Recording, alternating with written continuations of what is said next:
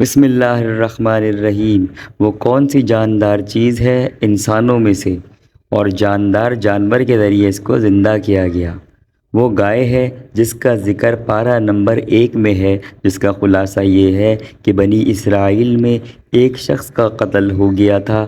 قاتل کا علم نہ ہونے پر لوگوں کو پریشانی ہوئی تو اللہ نے ان سے کہا کہ گائے ذبح کرو اور اس کے ایک حصے کو اس مقتول سے چھوا دو۔